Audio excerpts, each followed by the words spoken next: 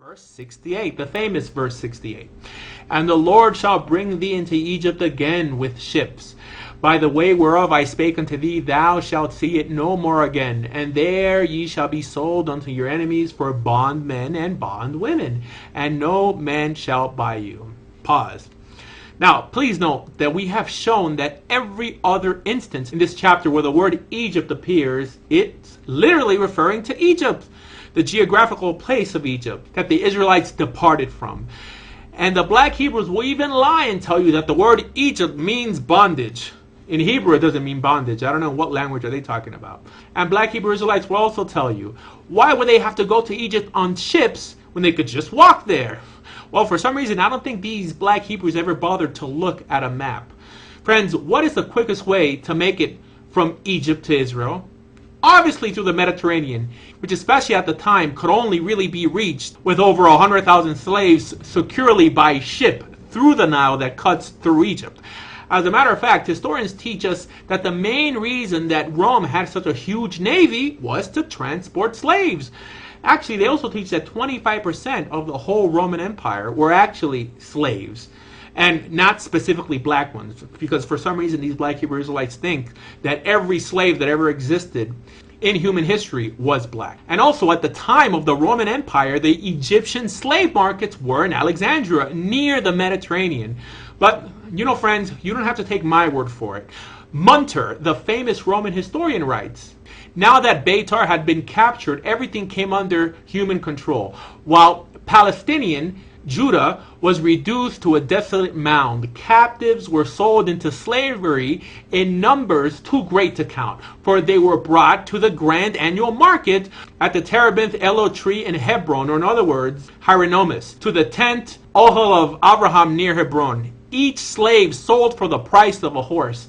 Those captives who were not sold there were brought to the marketplace in Gaza, which, because of the great multitude of slaves who were sold there, it was called Hadrian's Marketplace.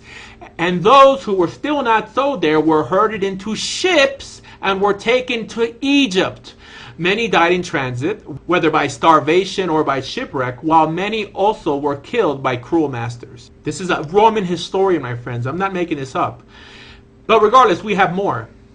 It states in another source, innumerable was the multitude of those who were sold away as slaves at the annual market at Terebinth of Hebron. They were offered for sale in such numbers that a Jewish slave was no more valuable than a horse. What could not be disposed of there was brought to Gaza, and there sold or sent to Egypt, on the way which many died of hunger or of shipwreck.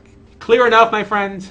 And a part of what we know of the Roman occupation and the later destruction of the Second Temple, which clearly explains this curse, it's also common sense that this being told to the Israelites after they were taken out of Egypt through water, through the Red Sea, or literally the Sea of Reeds, common sense would also tell us that being that the average Egyptian slave didn't have a map, they would only understand that they would return to Egypt through water also, because that's how they came out. This is actually common sense, because they did wander 40 years in the desert, not really knowing where they were going, right? It sounds plausible. Well, what if I told you that that is just what they believed before the destruction of the temple by the Romans?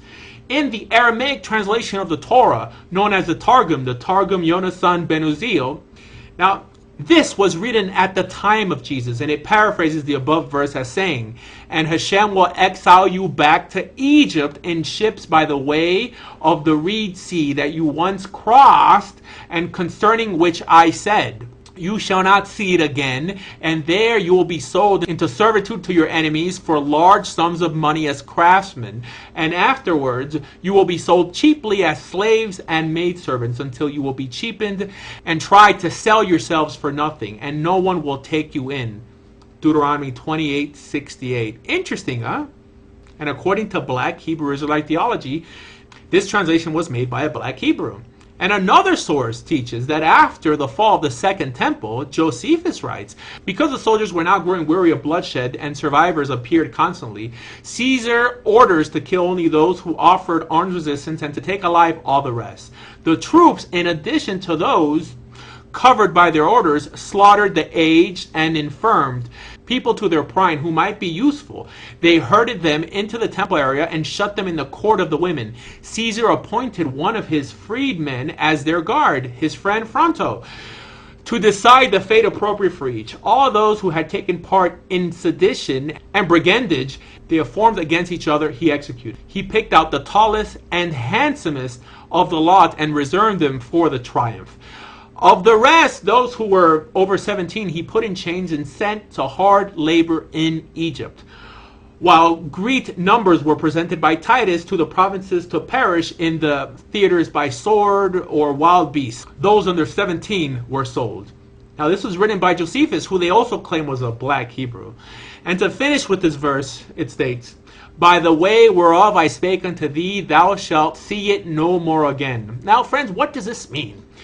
Here, the archaic English poses a problem for those who don't know Hebrew. In other words, it reads, "From when I told you that you shall not return to that place again."